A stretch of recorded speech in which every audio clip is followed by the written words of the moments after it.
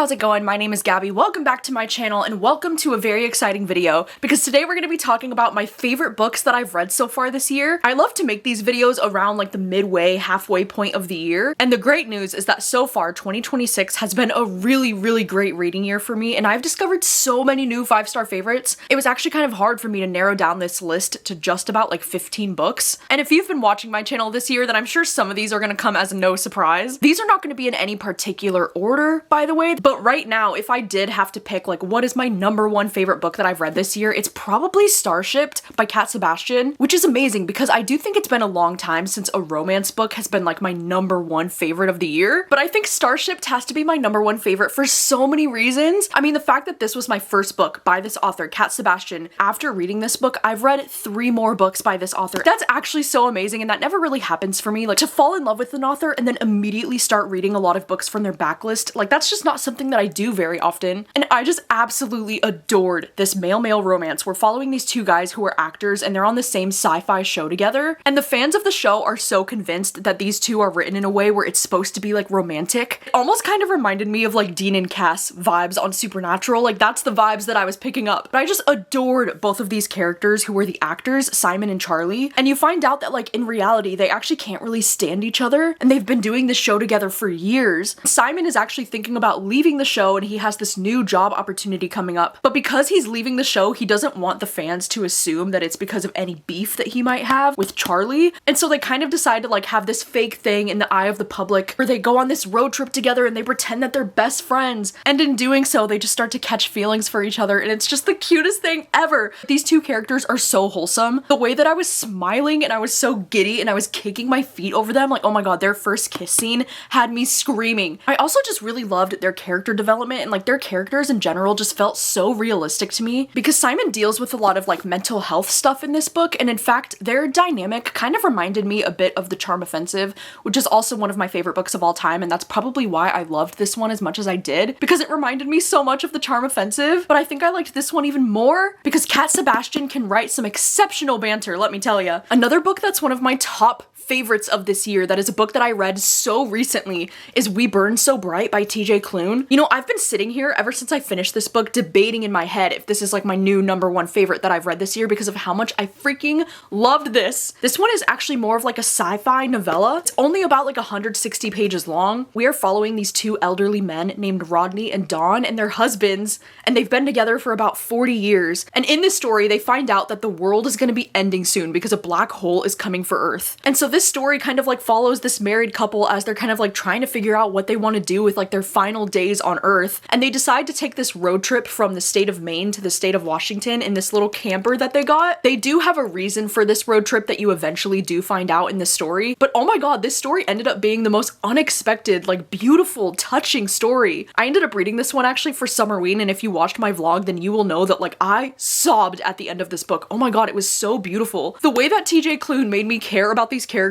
so much in only 160 pages, like that was crazy. I also just think the writing in general in this book was so good and it was so beautiful, the way that it talks about aging and the way that it talks about life. I also just really love books like this that kind of talk about humanity and talk about how we can be so amazing but also so cruel and awful at the same time, and kind of like that duality of humanity and whether or not we deserve to be remembered for being good, especially, you know, when you're reading from the perspective of like an elderly queer couple who has really been through a lot. And you kind of get to read all of these different flashbacks about their life and like things that they've gone through. And like, god, this book just hit me right where it hurts. It was so beautiful. And then speaking of sci-fi novellas, another one of my favorites of this year has got to be Taught If Fortunate by Becky Chambers. And I do own this book, but I'm currently lending it to my sister to read because of how much I loved it. But this is another sci-fi novella that just absolutely blew my socks off. Like this was so good. I personally really love sci-fi books like this. Like this is exactly my taste in sci-fi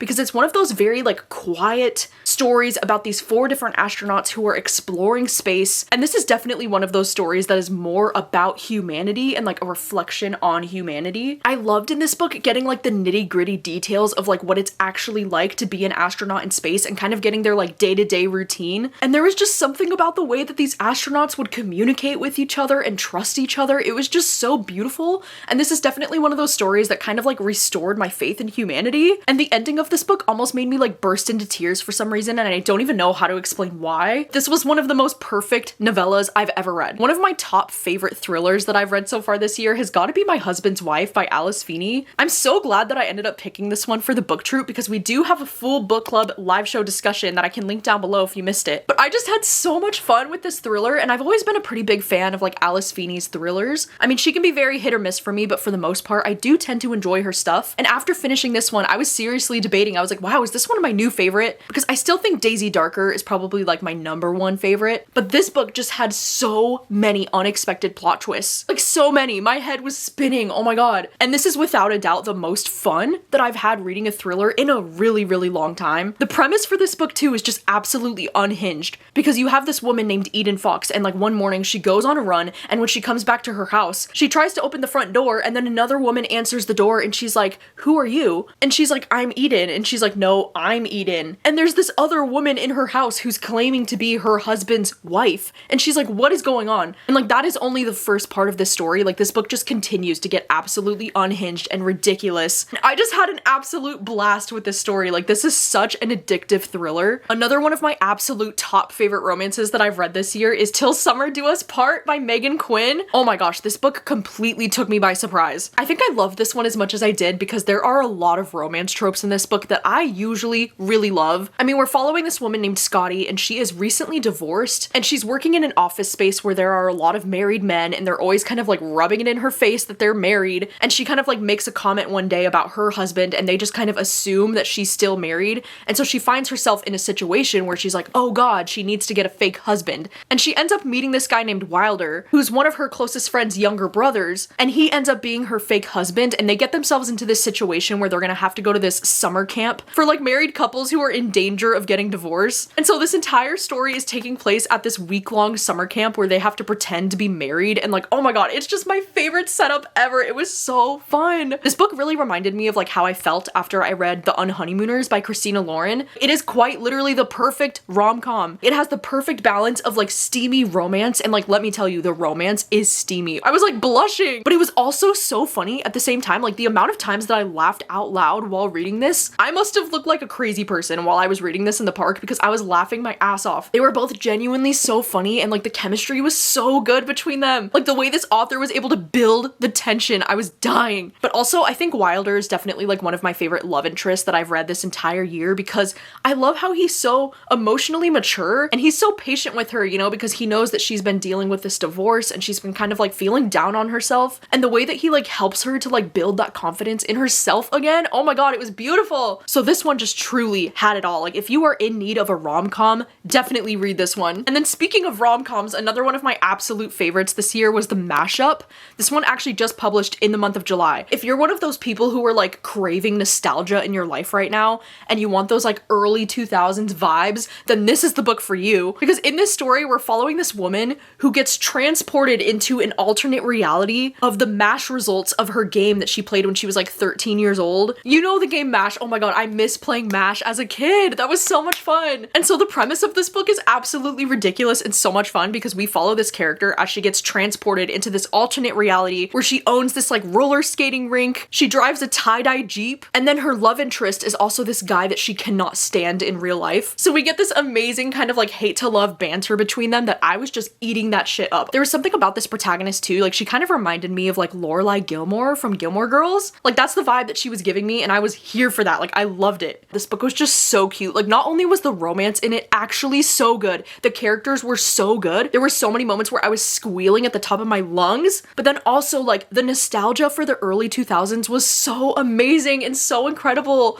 It just made me feel so happy. Like I actually desperately want to reread this one before the end of the year because of how much fun I had with it. All right, and then switching gears here, one of my favorite horror books that I've read so far this year has got to be Moka by Monica Kim. Monica Kim is absolutely crushing it lately with the horror books. Like I swear this author can do no wrong. I've given this author 5 stars 2 different times, and like I don't even know which one of her books is my favorite, but Moka is one of those books that like when you read it, you feel a lot of rage and you feel very icky inside. This one is taking place in South Korea, and you're following from the perspective of 2 different characters. In one perspective, you're following this woman who's working in this office, and she she ends up meeting this guy who's pretty wealthy, and she kind of gets like swept and like caught up into his world. And then the other perspective that you're reading from is this loser man who's like one of the tech guys that's working in the office, and he ends up installing this freaking camera, this like spy camera, into the women's bathroom. And I guess this is actually a thing in South Korea that's like a really big problem in South Korea from what I've heard. And there's actually a word for it called Moka, when people install spyware into women's restrooms and like public spaces. And so you're reading from this guy's perspective as he's like spying on women in the bathroom, and like,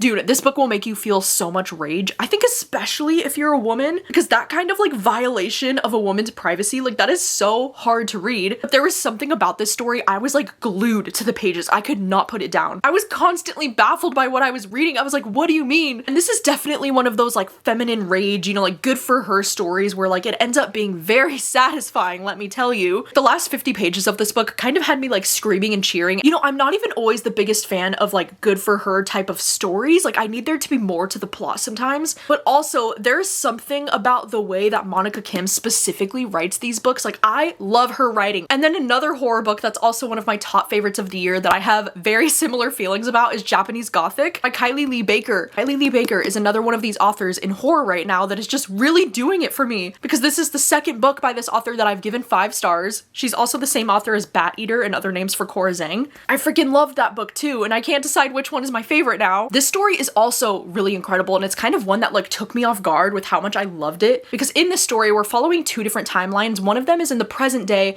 and then one of them is in 1877. And so I was a little bit worried at first because I was like, oh god, it's gonna feel very like historical. I'm not always the biggest fan of like historical horror, but I had no reason to be worried because this author is incredible, and the writing in this book, oh my god, the prose, it was gorgeous. And so in the present day timeline, we're following this character named Lee Turner, and it literally says Lee Turner doesn't remember how or why he killed his college roommate. So we're following this guy Lee who has recently just moved back to Japan because he was going to college in New York, and he doesn't remember killing his roommate, but he knows that he did it. And then in the past timeline in 1877, you're following this young woman named Sen, and she is a young samurai. And the way that both of these timelines kind of like intersect, and the way that these characters are developed in this book, oh my god, it was stunning. And this was another one of those books where like when I read the final page, I almost like burst into tears, and I was in public. I was so taken off guard by how emotionally moving the ending of this story was. And I think the thing that these characters in these 2 timelines have in common is like this family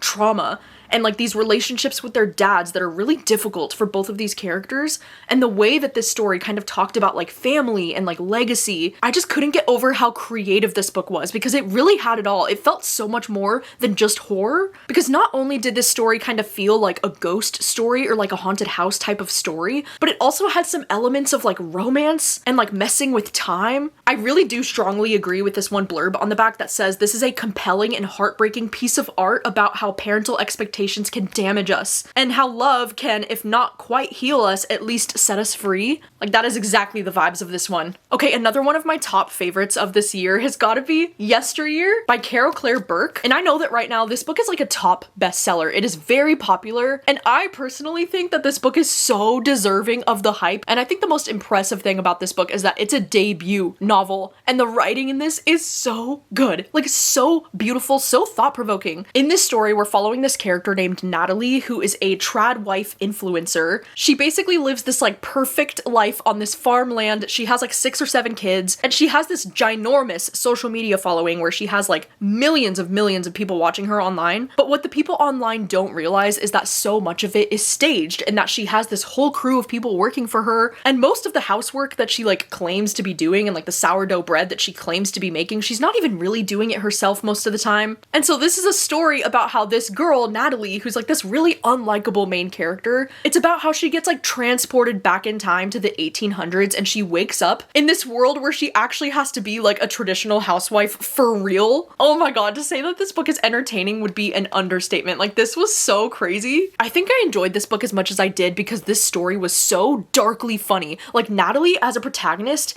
she's one of those characters characters who like comes across as like really unlikable, but there was something about her voice. Oh my god, I was laughing my ass off. Like the way that she would talk about her husband and just like the way that she viewed other people, and she genuinely thought that she was like better than everyone and smarter than everyone. It was so comedic and I was just so entertained while I was reading this. But I feel like this book also tackles so many different things like feminism and religion and like motherhood and like what it means to be on social media. The way that this character talked about social media and how like everything is a stage and like we're just performers. It was just very thought-provoking in the way that it was written. And I'm actually shocked that I love this book as much as I did, because I often talk about how like sometimes I don't like reading about social media influencers, or I don't really enjoy reading about religion or even like motherhood. Like those are things that don't necessarily pull me into a story. And the way that this book had all three of those things, but it was so well written that I just didn't care. It was so good. And this protagonist, Natalie, she's kind of like unlikable to me in the same way that like Julie Chan from like Julie Chan is Dead is unlikable. There's something about that kind of narrator's voice. It's just so entertaining to read. So I absolutely loved Yester Year and I would highly recommend it. Another one of my top favorites of the year has got to be female fantasy. And this one is a romance book that also completely took me off guard, because I went into this not expecting too much, because the average ratings for this book on Goodreads are actually shockingly pretty low. And you know, after reading this, I think I can understand why, because this book is kind of like over the top and ridiculous. Not only is there like a romantic plot line, but there's also like a lot of action and like suspense. You get a story within a story happening in this book, and you also have a protagonist who's like a little bit delusional. But also this kind of feels like one of those books that was like made just for me. So in this story, you're following this character named Junie,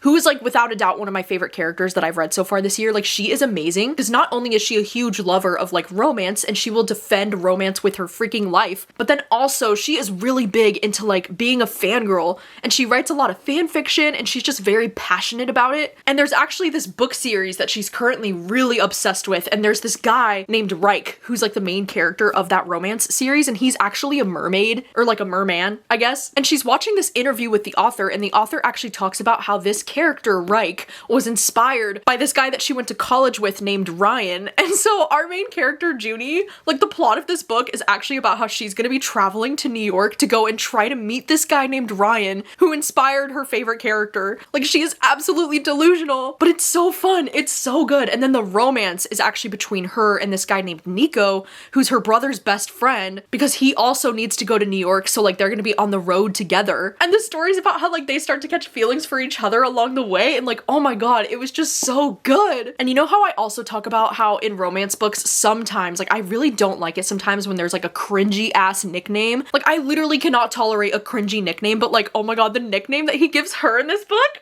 it's one of my favorites ever. I just really loved this story, and I think if you're looking for something that's like fun romance and a character who's very relatable with like her fangirl behavior, and you want something that's just a little bit like cuckoo bananas, like the plot is a little bit ridiculous, then I think you would enjoy this one. And then another one of my favorite horror books that I've read so far this year has got to be The Place Where They Buried Your Heart by Christina Henry. Oh my gosh, I read this book back in January and I still have not been able to stop thinking about it. I think part of the reason why I loved this book as much as I did is because it's taking place in the early 90s, and it's taking place in this neighborhood in Chicago where there's this house. It says that it's an abandoned house where once upon a time terrible things happened, and the children are told to not go near the freaking house. But do the children listen? No, they do not. And so in this story, we're following this young girl named Jessie, and she ends up daring her younger brother to go to the house. So then one day her younger brother and his two best friends go to the house, and then her younger brother never comes back. Like he disappears. And the other two boys are saying that the house ate her brother. And the disappearance of her brother like really disrupts their family and like kind of ruins their lives. God, this book just had the best creepy atmosphere. Like I can't even tell you. It kind of reminded me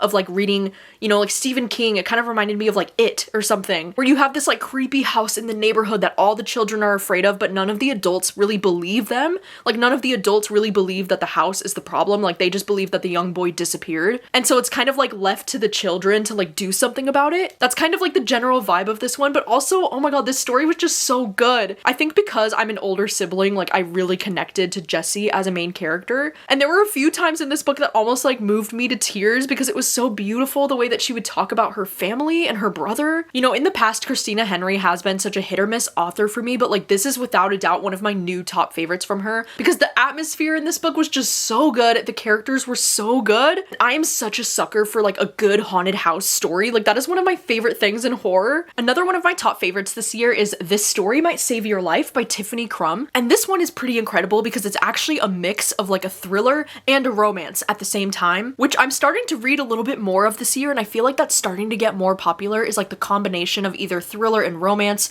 or even like horror and romance, and I am so here for that. But it's really cool because in this story we're getting two different perspectives and two different timelines. So in the past timeline, we're following from this girl named Joy's perspective, and she has this best friend named Benny, and you're kind of like reading about their early days together, like how they first met each other and how they started to become closer. And her chapters definitely read like more of a romance as they're starting to become close friends. They end up deciding to start this podcast together that's called This Story Might Save Your Life, because it's kind of like a comedy survival podcast. And the idea of this podcast sounds super cool and like super interesting. Like I would actually really love to listen to this podcast if it was a real thing. But anyway, then in the present day timeline, we get Benny's perspective. And at this point, their podcast has really taken off and they've both become very successful and they have like millions of listeners. And his timeline kind of starts with him going over to Joy's house to like film the next episode of their podcast. And when he goes to her house, he realizes that she's missing and that it looks like something might have happened. And so his perspective definitely reads a little bit more like a thriller as you're trying to figure out like what happened to Joy. And so I loved getting the balance of like his chapters kind of feeling like a thriller and then her chapters in the past kind of reading more like romance. And like the romance between them was actually so good. Like it was such a slow burn and it was like a will they, won't they, like friends to lovers. I was just so here for it. Like the romance was actually written so well. But then the thriller elements of this book were also very engaging and like very interesting and so twisty. So this really felt like one of those books that like it had it all for me. It checked a lot of boxes. Another one of my top favorites this year has got to be Shot in the Dark by Mary Dublin. And I'm actually just as surprised as you are that a romantasy book ended up making my list. This story had to make my favorites list because of how much I loved it. Like it was just so cute and so entertaining. And I think if you're a fan of supernatural, you need to read this one because in this story, you're following these two guys who are hunters and their names are John and Cliff. And they are so Sam and Dean, especially Cliff's character. Like he is so Dean coded in so many ways. But the romance in this book is between this guy who's a lot more like Sam's character on Supernatural, which I definitely preferred because I'm a Sam girl. And the romance is between him and this girl named Sylvia, who's actually a fairy. And she's like tiny. She's like Tinkerbell sized, which I know it doesn't sound like it would make sense, but like when I tell you that they were so cute.